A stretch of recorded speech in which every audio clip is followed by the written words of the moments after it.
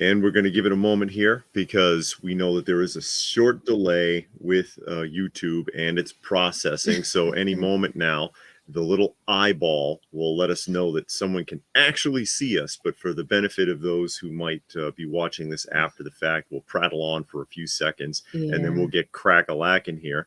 So and we got some people yeah, here we got already. some people here already, and we see that My Flock is here. Donovan. No, CGC's not going anywhere, Donovan. It's not going anywhere. Stone Sour naturally is here thus far. Gilgamesh is here, popping in to say hello. And of course, today we have an interview going on, and the interview, of course, is with the now infamous Chance, but this is the actual Chance from the so-called girlfriend variant, and we'll call it the so-called girlfriend variant for the time being, but we're going to give everybody a chance to meet Chance. And he says right there, Chance Bartels from the Nostalgic Pod Blast. And Chance is an actor. Yes, he was on The Walking Dead. Yeah, of amongst a few other things, he was in The Walking Dead. And he also runs a podcast, nostalgic-based podcast on the weekends. And Chance can give us a second here to tell us about that real quick, where they can find you as far as Fistful of Radio is concerned. Yes, we're on Fistful of Radio, as you are with your other show every day. And it streams from Atlanta, Georgia. And also, of course, I'm on YouTube, the Nostalgic Pod Blast YouTube channel, and everywhere you get your audio platforms of podcasts that you listen to. So there we go. And he you still have that, side note, do you still have that Fantastic Four radio show going? I do, from 1975 with Bill Murray. Yeah. I run that every Saturday and Sunday morning at 9 o'clock from 9 to 10 a.m. Okay. That's something that a lot of people probably never heard of and didn't think that Bill Murray was working at that time. But anyways, wanted to throw that out there. And Chance, I gather from your background that you do indeed collect comic books. Oh, so this has been going on for a long time. Yeah, T. Stewart has made it. Hey, T. Stewart. Glad you could pop in here today. And there we go. Lots of comics going on. But there's one comic in particular that we will be discussing today. And a lot of you know, no, not that one, Chance. Not that one. Hold on. Let me see. This one. Oh, God. I'm having a flashback. That's the book that we're talking about. And it says, this is now the infamous Angry Girlfriend variant. And it's titled Chance, Turn Over, Go to Hell, blah, blah, blah. However, you are that Chance. Now, in order to establish a timeline, though, I'm going to bounce off of this for a second. Let me close that out. And I'm going to open up another picture, and we're going to explain who this individual is, just to set this up, so because anybody could sit there and say, yeah, that's me, I'm Chance. This is you, and this is Mike. And where is Mike from? He is from Titan Games and Comics in Smyrna, and he still runs it to this day. I sold that destroyed book to that gentleman back in 1990. I'm 1990. 1990. That was quite a while ago. Oh my God. Now I feel old. How much did you sell it for? $20. Oh God. So did you?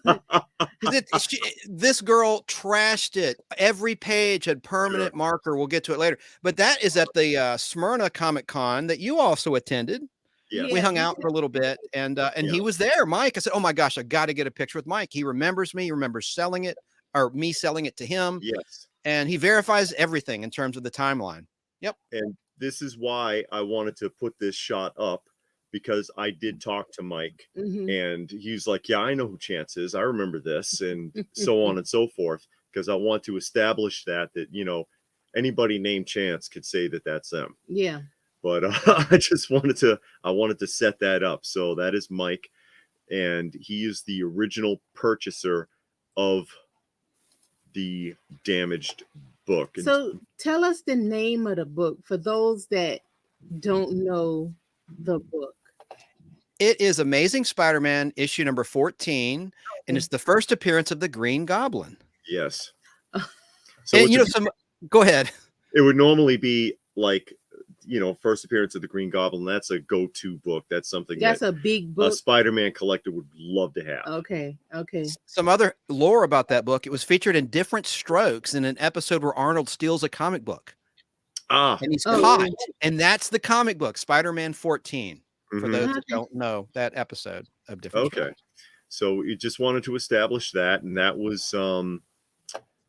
was Chance with Mike at the show. And of course, we were there also. And I'll throw that up here real quick since we brought it up, because people are like, what are you talking about? And there we go. Yeah. LPH in her supermarket sweep shirt. That show is bonkers, though. Yeah, I love that show. The original or the one with Leslie Jones hosting, the new one? No, God, no.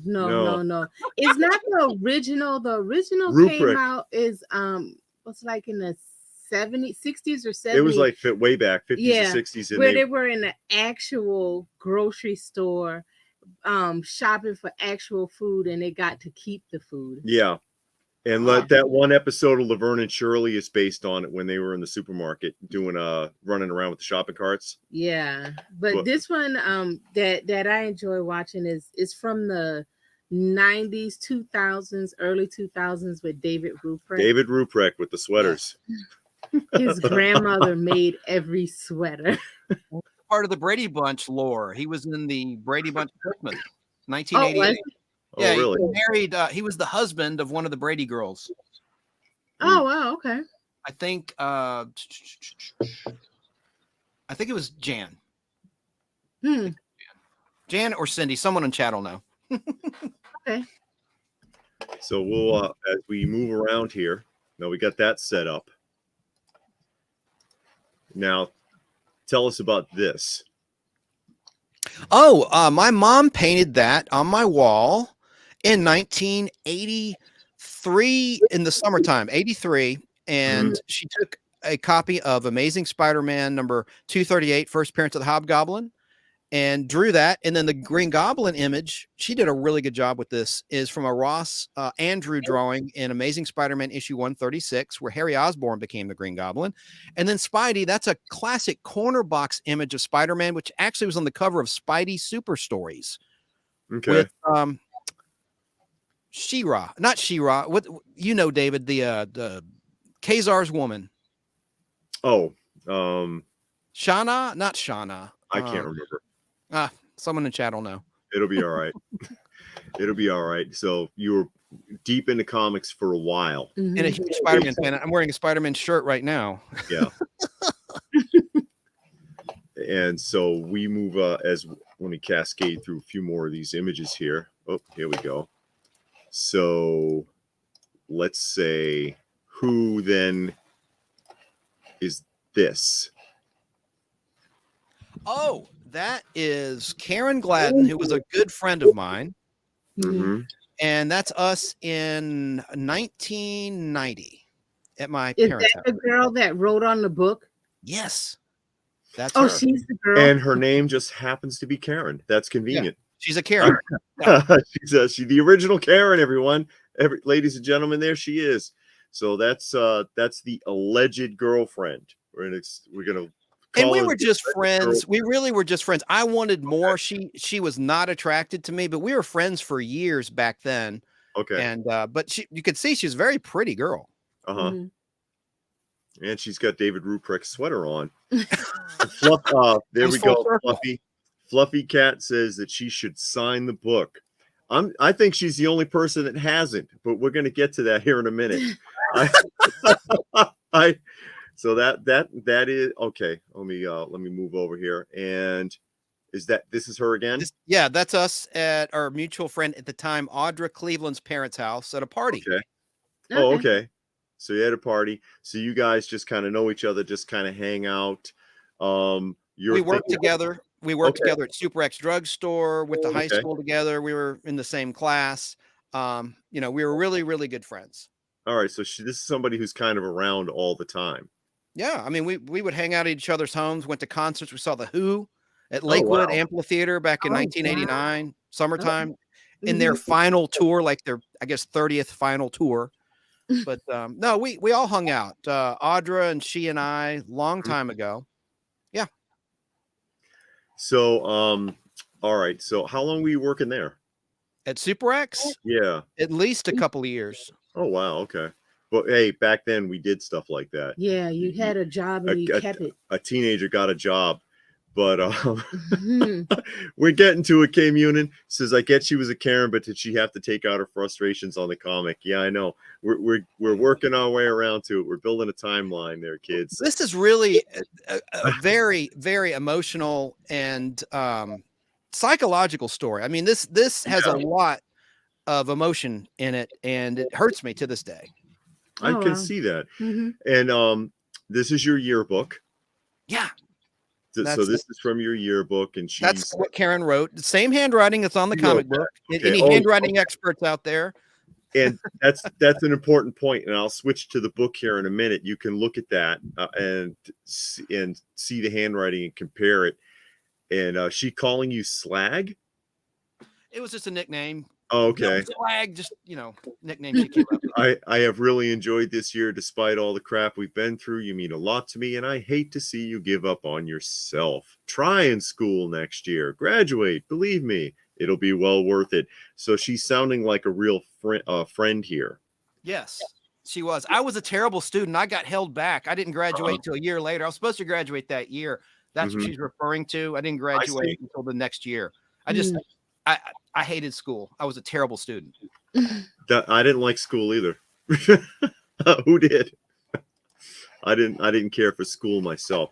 So here she is. She's coming off like a real friend, writing a lot actually in your yearbook, and it goes on to a second page here, right?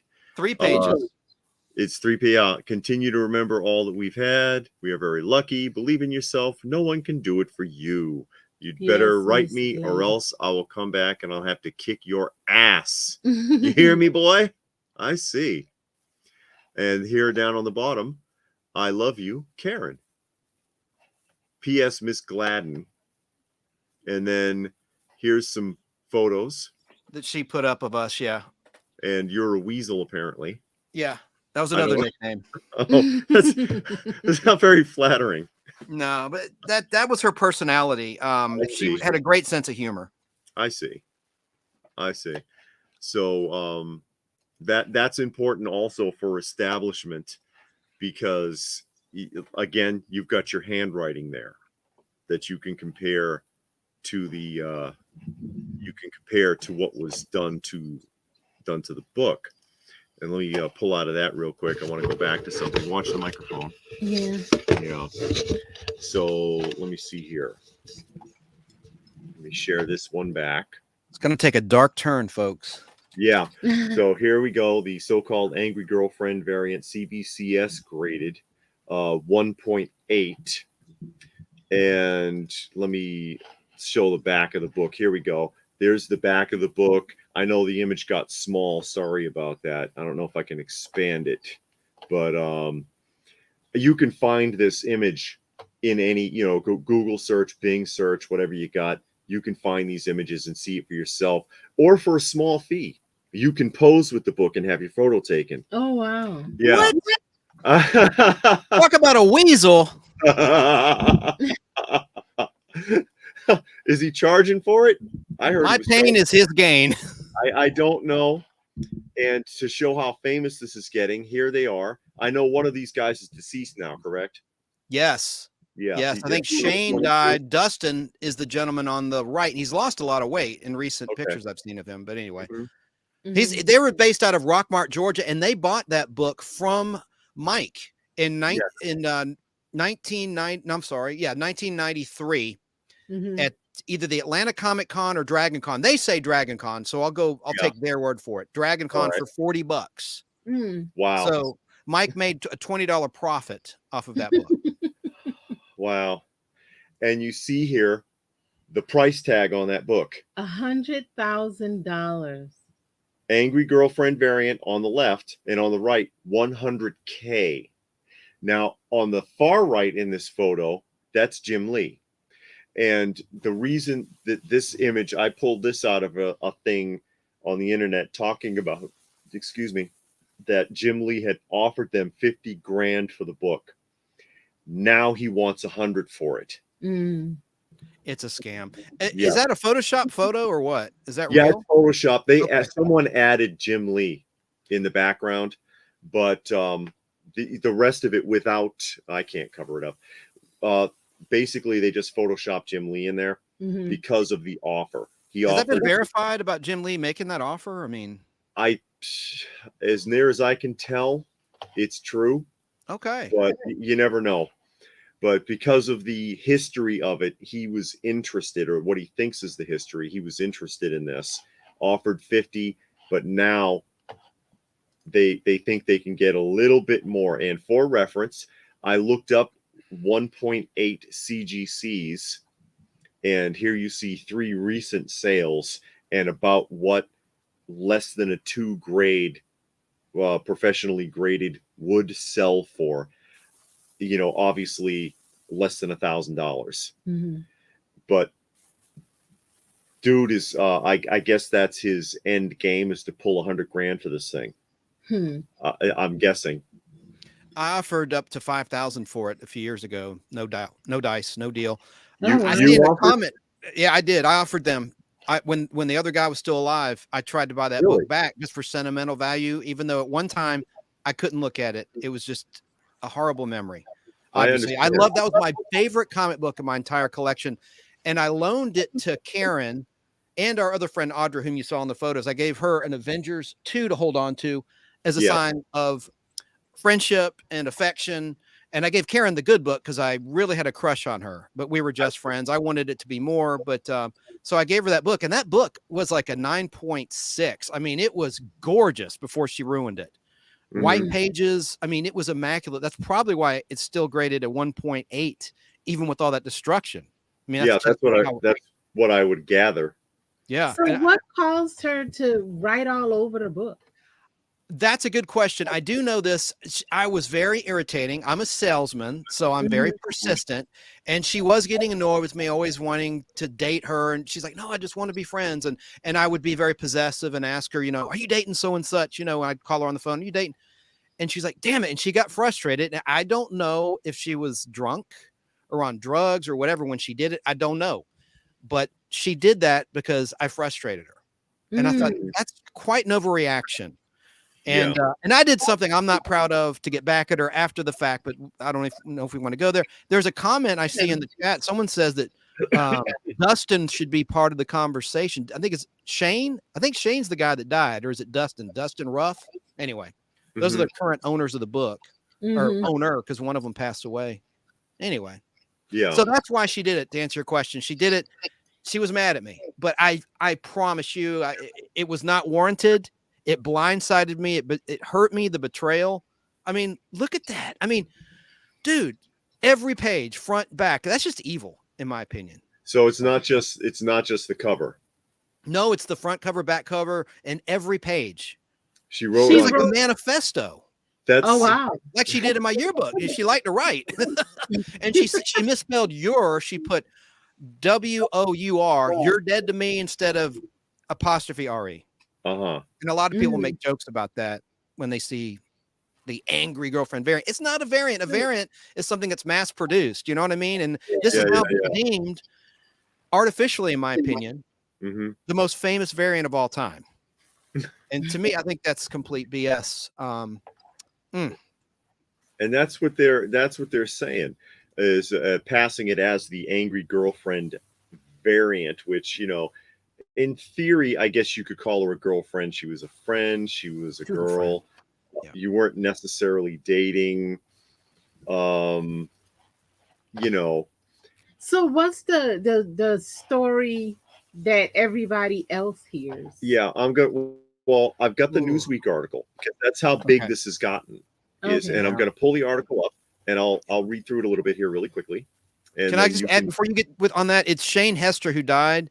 So Shane can't come on the show. He's deceased. to the person in chat. Mhm. Dustin Ruff see. is the only person that has that book.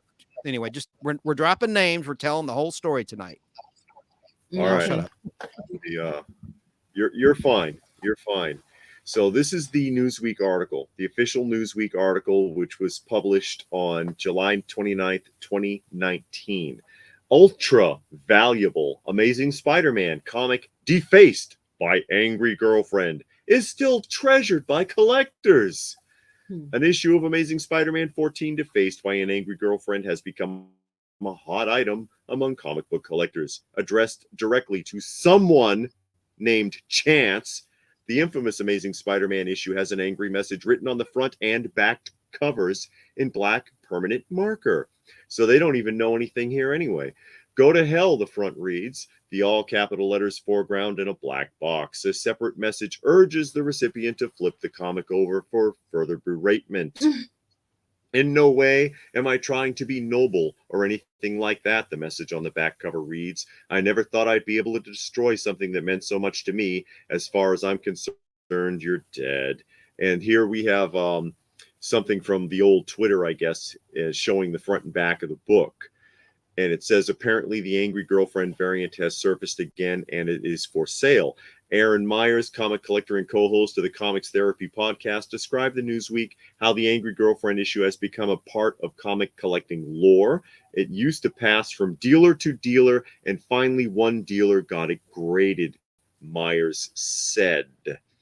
The issue resurfaced in a post to the Facebook group Low Grade Comic Collectors, where people share comic book issues with low assessment scores based on criteria laid out in the Overstreet Comic Book Price Guide and widely accepted by collectors. The issue of Amazing Spider-Man, known as the, quote, Angry Girlfriend variant, is collecting scored a 1.8 out of 10, a rating which indicates a fully readable issue which may be creased, scuffed, abraded, or soiled. I don't see how it's fully readable if it's written all through. The highly valuable issue sells for thousands of dollars, with copies ranging from very fine blah blah, and they go on to explain what an actual like clean copy would sell for, like this one pictured. Like mine used to be. The current owner hopes to get $5,000 for the Angry Girlfriend edition, The Amazing Spider-Man. One commenter on Facebook for collectors judged the $5,000 asking price too high, but described the issue as legendary and speculated that it might one day be worth a ton. Yeah, it might be worth like $100,000 apparently. But the Newsweek article's got this all wrong, according to what you're telling us. They don't even know apparently that there's writing on the inside of the book. Well, if it's graded, they wouldn't know. No, they wouldn't know. But your take on the article? My take on the article is this is an artificially. My friend Danny Cochran, who hopefully will join us in chat, thinks it's a collusion possibly with that Newsweek article writer. I won't go that far, but it is strange because back in 2015 and in 2018, two times in a big group on Facebook, it's called Marvel Comics 1961 to 1986. I posted about this and I said, horror story. Has anyone seen this book? No one had even heard of it. And that was in early 2018. This article hit in July of 2019 that Newsweek put out. And since then, it has just snowballed. And there's been article after article in major fan and comic book media institutions talking about this. And it just increases the lore and the legend that was never there. And also in that Newsweek article, they claim that it's gone from dealer to dealer. It's never left the state of Georgia. It's been in Rockmart, Georgia in a safe since 1993. So, you know, the whole article on its face is loaded with BS. Am I bitter? You know, I sold it. So whoever bought that book legally can do whatever they want with it. But just, I don't like these journalists artificially creating some lore about this book that was my damaged property that this girl trashed. Oh, I get it. I get it. And, you know, I totally get when you've lost something valuable that way too. I mean, you know, my backstory with my collection and how a lot of my stuff was stolen, and that can be very frustrating. That can be very frustrating going back on. But, you know, looking at the history of it again, you wanted to you wanted to buy it back at one point and they wouldn't do it. They would not do it. And this is such a great opportunity. It's therapeutic for me to be able to tell this story. I just want to lay all my cards on the table because she had commented, Karen, in a CBC message board, acting like she didn't know me. I was never his girlfriend. You know, he's a psycho. And listen, I got to be honest. You know, a few months after this, I did something to her I deeply regret. I'm going to go ahead and go there. Okay. I cut her hair. Hair grows back. I'm not proud of what I did, but she ruined that book, and it really, really caused me psychological harm.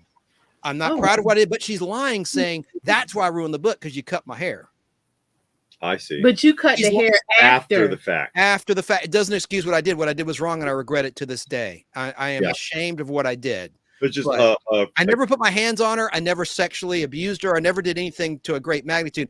That was wrong what I did. That was diabolical. That's like Joker diabolical what I did to get back at her. But that was definitely after I can prove that with a timeline. There's a record. Doesn't excuse what I did, but I don't appreciate her saying that's why I did. Okay, if that's why you trashed my comic, why is in that manifesto not one word about me cutting your hair? On the back cover, on the front cover, there's not one word about it. I just want to set the record straight because it upset me when she was out there either misremembering, because I will give credit that she could be misremembering. I choose to think that she's lying. Okay. People were making comments like, I'd throw her into a volcano if she did that to my comic book. You know, people that didn't know the story, and she saw that, and then she went to that message board and commented, and then the administrator locked the thread, so I couldn't respond. So this is great. I can finally tell my side of the story. This from K Munin here really quick, and that's a simple one to answer, Munin. It says, how did the book end up with such an outlandish backstory? Why go so far to make something up about a damaged book? Well, look where we're up to now, where tens of thousands are being offered for it, and the guy's still holding out. Mm-hmm. You know, I mean, if I was going to run a hustle, I'd hang on to it as long as I could too. And Stone Sour wants to know if she was asleep. No. I don't want to get into it because it's really wrong what I did. All right. But basically, I'll say this. We were at my house, we were drinking, and a mutual friend, this guy Sean, says, hey, let's go to a concert. And so I didn't want to go. And we were drinking. I was out of my mind. I was still very upset with her. I forgave her for what she did. I was so blinded by love and, you know, wasn't thinking with my head that I forgave her and maintained a friendship after she ruined my comic book. Ooh. So that was a mistake. But I really, at the time, I really loved her. So we were supposed to go. She's like, come on, let's go. I said, no, I want to stay here. And we got into an argument. And so on the way there, that's when I did it. I cut her hair. It was wrong.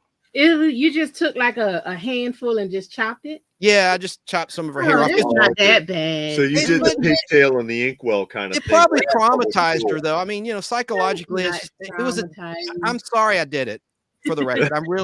Anyway. Yeah. No, the comic book's permanently ruined, but whatever. Yes. Yeah. Yes. We got somebody sitting backstage who is connected to Chance here, who wants to chime in, and that is he put his moniker as Dan the Man. So we're going to pull Dan the Man up here really quickly and see what he has to say about it. And that would be Dan the Man. And Dan the Man wanted to share some insight. Well, can you guys hear me? Yeah, yes. We hear you good. Chance, how long we known each other? Since 1982. Before many people in chat were even born. Yeah, probably. We're old, man. Excuse me. I'm chiming into this somewhat late, so I'm not sure what entirely has been covered at this point. I've known this story from the rip, from the beginning, and actually, I told Chance, like, this, what we did when we were teenagers and who did this first or whatever. The compelling thing to me about this story is, why did Newsweek even make an article? Because as Chance can attest, this book has never left the state of Georgia, ever. And where the Newsweek article literally references oh, it's resurfaced again. Well, what do you mean? It's not resurfaced again. It's never left the state of Georgia. And it also goes on to state it has gone from dealer to dealer. Well, no, it hasn't. And so I wonder if there's some collusion on the Newsweek journalists, because either you're the worst journalist ever, where if I just make up a story and I call a newspaper and go, oh, hey, this thing it's got this pedigree because it's gone from dealer to dealer and it's resurfaced again. You're driving up the value by legitimizing it from a Newsweek article. And so I'm just so confused of how did this Newsweek journalist even make this a story unless there was collusion? Well, to be fair though, there are no more journalists. The days of the Pentagon Papers and stuff like that are long gone for decades now. They brought the guy a story. He thought it was interesting and he ran with it without doing any research. It would be my guess, based on the news stories that I read all the time. Half of them don't even have good punctuation and misspellings all throughout, as if a bot threw it together. And it's like, wait a minute, that's not true. Or wait a minute, I could pick apart most news stories pretty quick. It wouldn't surprise me at all. The guy wasn't even aware, as Chance pointed out, the book is written throughout. The person who wrote the article wasn't even aware of that. Right. He mentioned the front and back cover only. Yeah. Yeah. He said it was written on the front and back cover. He doesn't even know. They threw a story at him, showed him a picture of the book, and he was like, "Oh, that's weird. Okay, I can write this up real fast. It's a quick article for me." Now, have you touched on the website, where we try to reach out to? Yeah, I did mention that in Facebook. Yeah, in 2018 and in 2015, and no one had even heard of the book. No one even knew. And now it's the most infamous variant of all time, when just a couple years ago, no one even knew about it. We saw it about a year or two ago. We were watching a video on YouTube about the most sought after comics. And it was it's something like that. But it was in the one of those kind of videos where it's like the most sought after, the most unusual or something. That's how we first saw it and heard about it. Yeah. It was maybe about a year or two ago. And it's like, wow, who did that? Who would do that? Yeah, well, there are a lot of people, and this is getting to be the thing. They want to pose with it and take a picture. Yeah. Like the book is a famous person. Like they just ran into Tom Cruise somewhere, and they're like, "Hey, can I get a selfie real quick?" There's even a couple of people when or you weren't there. That's right. I was doing another interview a few days ago, and it was mentioned, the book came up, and there was a couple of people in the chat that was like, yeah, I took a picture with that book. Oh, wow. Hey, I mean, when my daughter, when she was 3, drew on the car with a rock, does that make it like a variant? It's my 4-year-old daughter destroyed the car variant. Can I get more money for that? Danny, you even joked once about getting reprints of that book from Marvel Tales and recreating as a joke the angry girlfriend variant and renaming it like the angry victim variant. If you had said nothing about it, you could have defaced your own book and said, I'm the guy, I have others. That was only the first one. And you could have got in on the scam. But I'm surprised because, nowadays people like to copy and make things up that somebody else didn't scribble all over one of their books, but then it has to kind of be a Yeah, popular it book. won't work. It's kind of like Yeah. the red paperclip challenge. We all remember this. The Yeah. one guy who was successful with it is the only guy that was ever successful with it. Anyone else who tried to copy it couldn't make it because it was already done. You know, Yeah. and he was a fraud I anyway. keep urging Chance to like go to some print shop and get like Mylar bags, like with the wording of the Chance and blah blah blah blah blah, and just like sell those. So like you could literally take any comic book and put it in that Mylar bag and be like, here you have your own angry girlfriend variant without your comic book actually being destroyed. And he could sell those for like $5 a piece, and maybe eventually rebuy the ASM 14 in a similar condition. And I think there would be like a good like sort of karmic value to that, like where it's like I'm reclaiming it, I'm taking it back. I mean, I'm surprised the guy who's got it now isn't selling T-shirts. Yeah. You bet. Front and back T-shirt of the graded copy.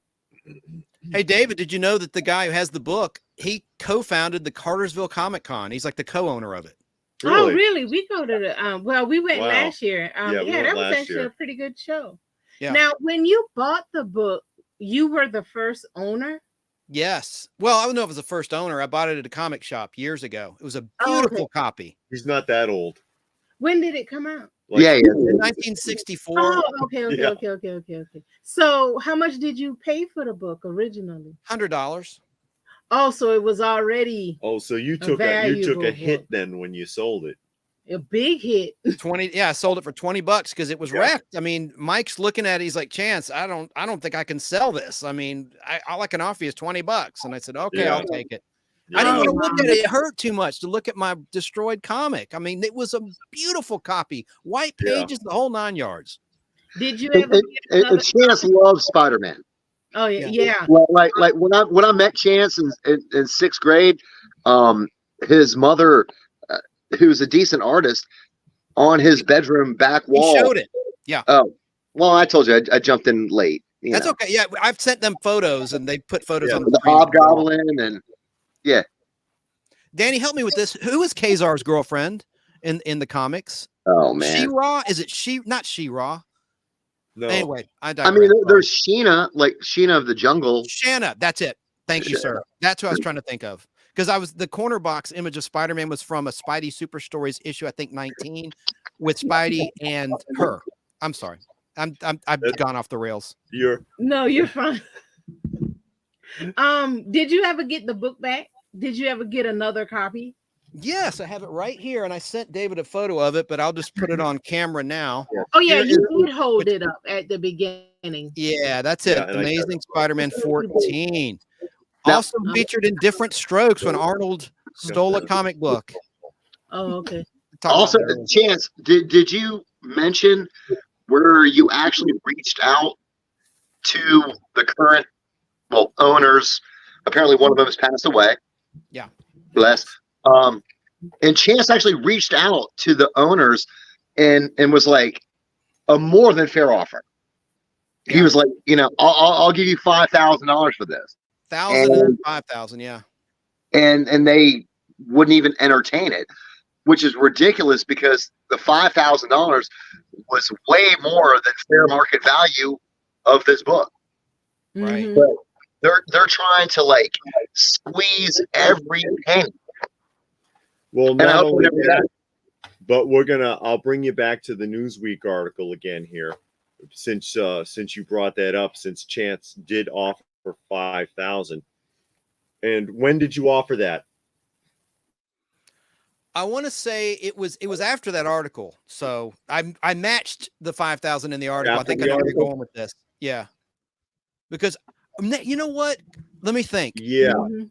Let me think. because Because somebody, in the article, honestly, the somebody, guy says, I had put an offer out before that article because someone said, I know who's got this book. Because I had put feelers out on Facebook, as Danny talked about, and no one had even heard of the book. But then in 2019, early 2019, before this article came out in July, somebody did say, I think I found that book. I think I know who has it. That's what it was. And they gave me an email address, and I reached out to Dustin, and they rejected the offer. I made $1,000 offer at first. And they said, no, we're not selling it. I said 5,000. No, not selling. We're not selling. And they were talking to Karen, the person who did it. She's in Portland, Oregon now, has been for some time. Okay. And she doesn't want any part of this. She even has said in public comments, like, Chance is just trying to keep me in his life in some sick way. I'm like, no. Every few years, an article pops up. I can't help it. This was my book. And I don't know why they have Jim Shooter sign the thing. As you pointed out, David, they have autographs of people who have nothing to do with the book. They should have Karen sign the damn book. He's a Jim Shooter was from DC, DC Mar. He was all over the place. He even started his own comic thing back in the 90s. And he sold the rights to Disney of Secret Wars for only $10,000 reportedly recently. See, a part of me, Chance, I'm like, don't ever sign that book, because you're just going to put money in this clown's pocket.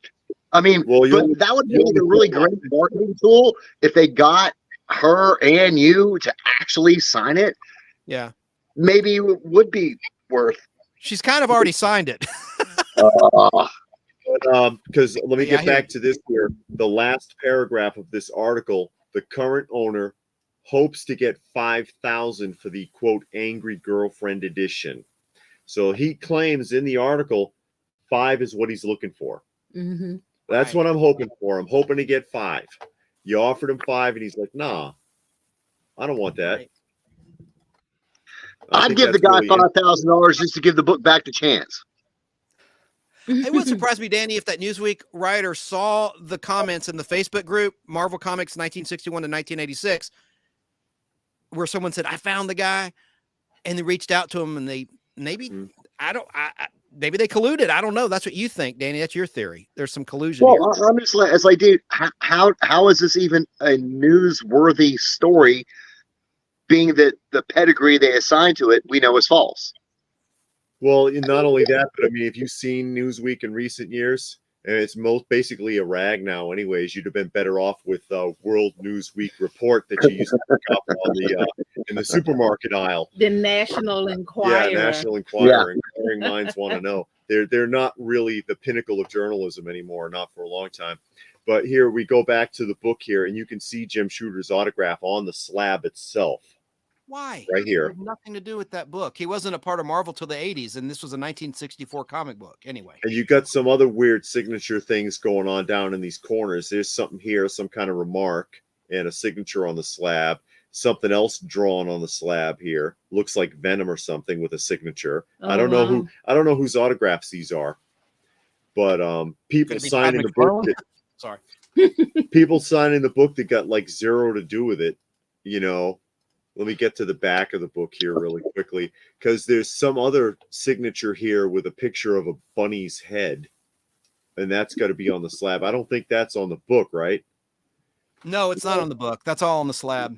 Yeah, and do you know who has signed this besides Jim Shooter? Because I can't make it out. I do not. Maybe it was the guy that created that ninja bunny. I don't know.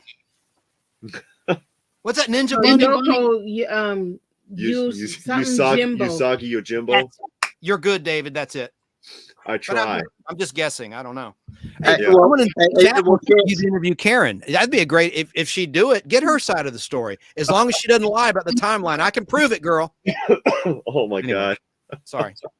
Hey, Chance, I don't want to steal your thunder, but I did want to chime in as somebody who knows you, because I have seen like where both Chance and I have tried to respond to online people, running their mouths that don't really know the story.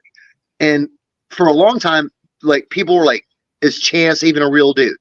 Right. I'm like, yes, he is.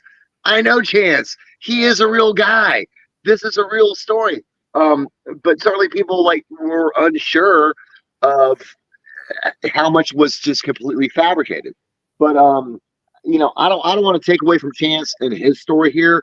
Yes. I just wanted to chime in as somebody who has known him and knows the validity of this story and what he is saying. Because it is weird at the very least. Danny, when did I first tell you about this book? I think at least 2009, if not sooner, because we lost touch for years and we reconnected in 2009. And I think that's the first time I told you this story about how my Amazing Spider-Man 14 was trashed every page and front, back cover, everything. Well, and of course, you being a lover of comics, originally when I heard the story from you, it wasn't so much about it being trashed. It was how pretty it was before it got trashed. Correct. You're like, Danny, Tragedy. you're like, Danny, this thing was so brilliant. It was like, you know, an 8.0, an 8.5, and, you know, 9.6 in my mind. I remember it being just flawless. Yeah. And and that's really what upset you at that time. Absolutely. Was that here was this pristine copy of a book that you loved, and now it's destroyed forever. Because Chance loves comics. I mean, loves comics. But anyway, I'm gonna sign off here. I just wanted to chime in. Thank you so much for allowing me to chime in. No problem. Everybody have a great evening. All right. Thanks a lot, Danny. Dan. Yep. Appreciate you. And there goes Dan. And here's the boys again, or, well, of course, one of them is no longer with us. But there you go. They're trying to get $100 grand for it. I mean, pushing the lore, it draws a lot of attention. It's, again, they've hyped it to where it's comparable to, I've used the example of Nicolas Cage's Amazing Spider-Man, not Amazing Spider-Man, Action Comics #1. Because it's supposed to be a big deal that it was stolen from him and recovered, which I don't think that's that big of a deal. You know, I don't need to own something that someone else owned. You know what I mean? Man, I mean, in this day and time, people don't believe a lot of stuff. Yeah. You know what I mean? Everything is photoshopped. Everything is CGI. I mean, if we didn't know you, like personally have met you, have talked to you, because when I saw it, I'm like, oh wow, you know, when you just look at the book, you think there's a whole lot more going on behind the scenes, like, oh, they were together and he cheated on her, and you could make up all kind of crazy I mean stories. you can make a And whole fiction. Lifetime movie out of this and put it on Snapped and everything. And so you know, when you look at it, but then when you hear the story, you're like, that's the story behind the book. Y'all wasn't even dating. She wasn't your girlfriend. You loaned her the book. Yeah. And then she just had a snap moment and just said, you know what? That's Screw that guy. I'm going to write all over his book. A pretty detailed snap, though. That makes me think of poor Henry Bemis from that's what we're gonna have to start calling you, Henry Bemis, now, Chance. If you guys remember that episode of the Twilight Zone, Time Enough, or I forget which episode specifically it is, but he loves to read, and his wife asks him, "Well, why don't you read to me from your poetry book?" And he was like, "Wow, really? You mean it?" And he gets the book out and opens it up, and she drew lines through every word in the entire book. I don't know if you remember that. And he was like, why would someone do this? And it's like, yeah, I'm with Henry. What the hell? She sat there for 3 hours scribbling through every line in the book. That's crazy. And I'm like, that's what this sounds like. That's a lot of work. To sit there and go through. Time enough at last. Thank you, Donovan. Yeah, because that's when the Earth ended. Something happened, an atomic doomsday bomb. Weapon test and went he bad. Finally got all of the books organized. He's like, now I can finally read in peace and quiet, and then stepped on his glasses. But she did that. His wife did that to him in the beginning of that, because you're always wasting your time reading. But I'm like, that takes a lot. You know, just the psychological ramifications of that, thinking about that, to sit there and do that to an entire book, because you wouldn't know that just looking at it, that it's the entire book, which also I wonder where you can get a 1.8 from, because can you read the book anymore still? Or is the words like so muddled that you wouldn't be able to? Well, I guess permanent marker. No, you can't read it. But I guess they're looking at, well, the book is intact, the staples, no color break, no creases, I don't know. white pages. They look at everything else except the thing that's right in your face. Yeah. That's why they had CBCS do it, because CGC would have gave them a 1.5. Or no Or grade. 0.5. 0.5 or a Guys, NG. I'm going to say the book, just some historical information for Lady Pop Hunter there. Yes. It was published for the first time on April 9th, 1964. That's when it hit newsstands for the first time, with a cover date of July 1964. First appearance of the Green Goblin, with the guest appearance of the Incredible Hulk. There you go. Wow. I mean, but you really got to think, well, what happened to this woman that day? You know, that, I mean, what it was unjustified. I'm telling you. Now, I'm being so fair, because yes, I was pressuring her to date me. I didn't rape her. I didn't sexually harass her. I didn't ever lay my hands on her. But I was an ass, I guess. I would say, who are you dating? Are you dating? Are you dating?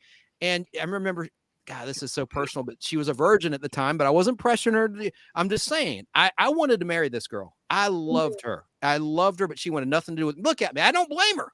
I'm ugly. No, but we were good friends at one time. We really were. Yeah. How old was she at this time? When she wrecked the book? Yes. 19. She would have been 19.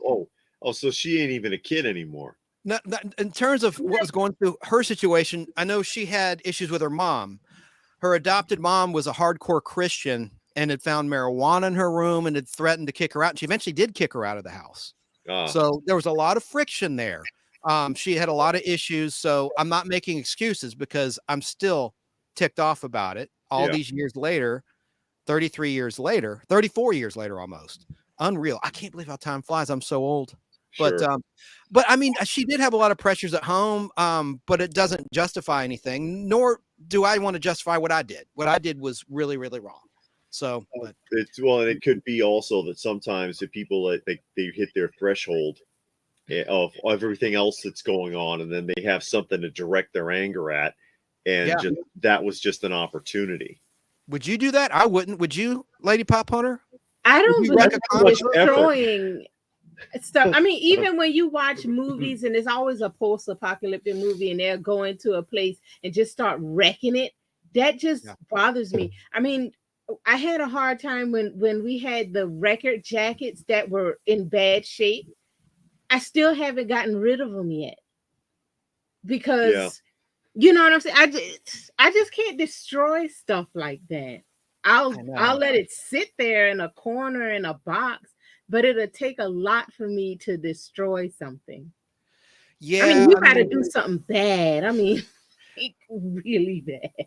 Does youth excuse anything or no? No. 19. Having worked with enough myself, remember I used to be the director of a YRC2 for the Juvenile Justice Authority myself. They can use it as an excuse, but no matter where you came from, what your background is, what your upbringing was, what you may have been through, you get to a point where you're the one making the choices. Yeah. And so there's only so much you can excuse. Okay, I had a bad childhood, but I'm making this choice right now. Yeah. I don't have to keep, I don't have to be the apple falling a foot from the tree here. Did she ever give you an explanation as to why she did that? Nope. But now she's claiming it's because of what I did. Because of the hair. It's not true. That's the excuse, because she saw the outrage from comic book lovers like us when the story hit. When Newsweek published it in July 2019, it was overwhelmingly negative against her, as you would expect. And so to defend herself, she came out of the woodwork and said, no, this is, I want nothing to do with him or this story, blah, blah, blah. Maybe she'll agree to come on your show. I don't know, but she's very private. So, and she's, I want nothing to do with her. She wants nothing to do with me. And fair enough. And, no sense drudging it up any further if it's unnecessary. Yeah. And, here she is again. Wow. Yeah. So you haven't had any contact with her since when? I saw her when I went to college. This is after all the things between us. She gave me a phone call before I left for college, wished me good luck at my parents' house. This is way back in like 91. Then I saw her a couple times in 92 when I'd be home for holidays. We had mutual friends still, even though she and I, our friendship, it was over, but we still hung out with mutual friends amicably, without incident. But to answer your question, the last time I think I saw her was in maybe 2000 when she was visiting from Portland, Oregon. We all were at a bar with mutual friends. I want to say it was in 2000 in Sandy Springs, Georgia. It's probably the last time I saw her face to face. Okay. Okay, and something that was pointed out here a little earlier, Munin says the shocking part is someone might actually pay $100,000 for this thing. If the lore pushes, that's possible. That's possible, and like I said, rumor has it, which is why I had that other image up, that Jim Lee has offered them 50 for, or after the guy, the surviving member there, offered him 50,000. Now he's running DC Comics. He's been promoted, so maybe he'll up his offer. He'll up the ante. Yeah, just for the just to have it. Yeah, just because of the history of the book, and he considers it to be a piece of comic history. So he offered quite a lot. Wow. Quite a lot of money, apparently, according to the grapevine. And I'm like, they still held out, or the guy still held out, and I'm like, maybe he really thinks he can get 100,000 for this thing. Greed. Yeah, that's all that is. Yeah, maybe he really thinks he can get 100,000 for that book. And there's another shot of her that's at some party. Yeah, at Audra's house. Yeah. Yeah. So I mean, I just wanted to put, the only reason I shared that, she would probably be outraged that I shared those pictures, but I don't care. It's my story to tell as well as her story to tell. And I'm not going to allow it to be out there. She's making it sound like I was a stranger. So yeah, there's the proof right there. Sorry. And the timeline's on my side. Anyway. And again, there's the original purchaser of the book. That's Mike on the right. He owns, what was the name of the comic shop again? Titan Games and Comics in Smyrna, and they're still open to this day. They changed locations. They went up the road. They're near Cumberland Mall. It's a nice little comic book shop. I don't think I've ever been there. Yeah. I don't know why I can't think of that, but yeah, I did talk to this guy for confirmation. And of course, he bought it from you for $20, sold it to the guy who got it slabbed for 40. So there's in 1993. Yes. Yeah, so there's been no juggling of this book between dozens of dealers and other people. Correct. Wow. This is just so crazy that I mean, it's not even a scorned lovers. No, it's nothing like what you would expect from the story. But I'm waiting for like the made-for-TV movie to come out, because it makes me think of The Cable Guy with Jim Carrey. I love that movie. Remember, they had the twins and they had killed someone. Oh yeah, it was on the news. Menendez brothers. The real story versus the made-for-TV movie that they kept showing fake commercials of throughout the film. And it's like the fake commercials were all like really super dramatic, and it's nothing like the actual case.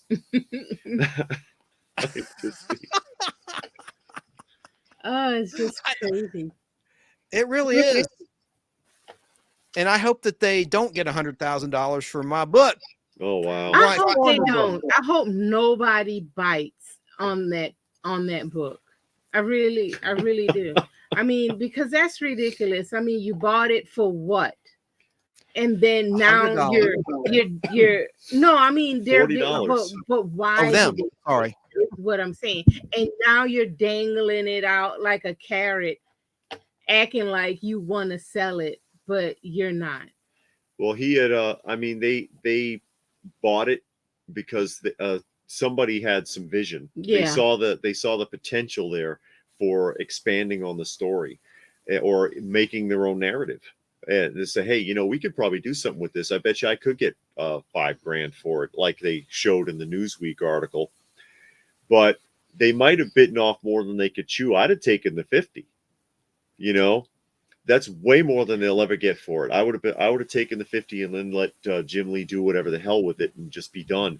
But that's, you know, sometimes when you push too hard for the long game, Yeah. Or you go for the they tell you go for the fast nickel or the slow dime. Mhm. Sometimes that slow dime can get away from you. Yeah, but you know what? I just thought about the Newsweek article. Maybe they presented it to Newsweek to get it out there for that TV or movie deal. Oh, I'm serious. Lord. Because if nobody knew about the book, it can't get out Yeah. to say, oh, what happened? Because like I said, just looking at the book, between the three of us, we can come up with 3 different stories as to why that book looks like that. Yeah. I'm telling you, the girl snapped. You cheated on her with her sister and had 3 kids by somebody else. And she was just real angry because you spend a lot of time with comics and you neglect her. Yeah. You spend all of the money on comic books and going on trips to comic conventions. Oh no, you snuck she got into angry. you went over to her parents' house with her and you went through her mother's purse and Yeah. stole money and used it for crack and comic books. Yeah, I mean, you can get real creative with just that picture right there. And Those are sexier scenarios too. Yeah. Which you Yeah. just described. That's if, the point. Yeah. if it does get to be like a Netflix like one shot or something like that, Chance can play himself since he is an actor. Well, they need to use a lot of makeup to de-age me or CGI like they did with Grand Moff Tarkin in Star Wars. Yeah, there you go. Yeah, there you go. Raccoon says, "Will Chance get to play himself?" Yes, I want to be myself in my own film, and to be like, no, we have to get someone else, someone younger. Yeah, 19-year-old. You'll be like popping out from behind garbage cans and stuff. Karen, sup? It's like, oh God, again. Why don't you just leave me alone, Chance? But no, but I could play Mike. I could play the comic shop owner that buys the book. Okay. Yeah. And then you like some crazed stalker or something like that. Yeah. The first in a long line of dealers who will have possession of this book as the value of it continues to grow and they pay more and more for it each time. History is being rewritten. Yeah. That's how it works. I mean, because half of those true stories that's on TV is all half of it's made up anyway. Yes. The bulk of the story is all made up. So and there's that 100,000. Anybody in here have their photo taken with that book? Anybody in here? I'm curious about it because when I spoke when I did the interview with Daniel from Sticky Goose a few nights ago talking about CGC, this book came up, and there was a couple of people that said that they got photographed with it. Oh, wow. I'm just curious to see if anybody else has done this because I know people will do that. You know, they'll ask, "Can I please take a picture with your Spider-Man #1 or something like that?" People do that from time to time, and this is getting to be one of those books. Oh yeah, and again, that's just crazy. You see him holding it up with that $100,000 asking price there. I hope they don't get it because that, yeah, I hope pains me. Yeah. That's just ridiculous, and I wonder what story they're given behind it though. What's their story? When somebody asks, "Oh man, how did this happen?" You know, if they have an elaborate story. There's fan fiction about it, like you said. Yeah. Incorrect fan fiction of the true story. I was cheating on my wife. Yeah. She said I was spending all the family budget on comic books, so she wanted to turn me off to comic books permanently.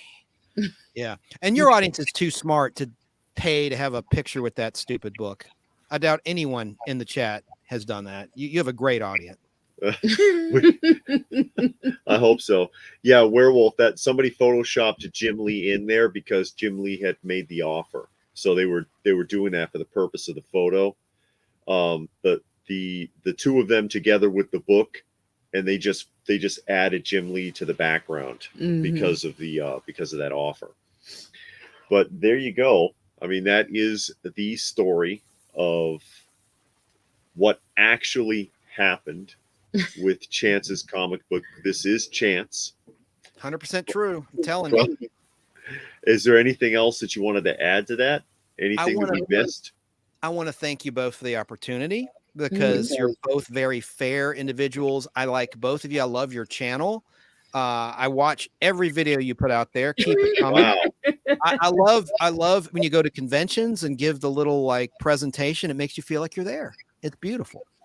No, the only thing I could add is again, I don't know why someone thinks they can get $100,000 for this book, just like you stated. I mean, what else can be said?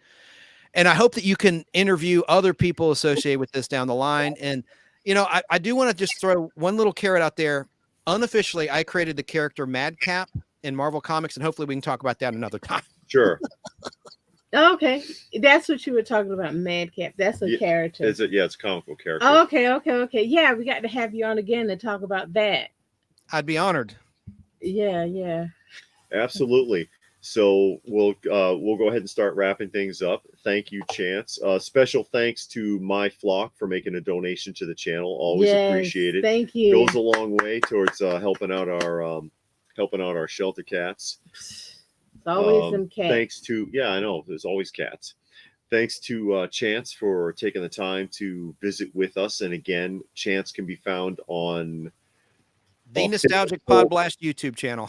Yeah, and fistfulofradio.com, where he does nostalgic pod blasting, if you will, on the weekend. And you can find him there and check out some of his content. Please take a look. Yes. And with that, we'll go ahead and sign out. So thanks to everybody who was able to join us here today. Hope you got something out of the conversation. And we'll do this again sometime soon.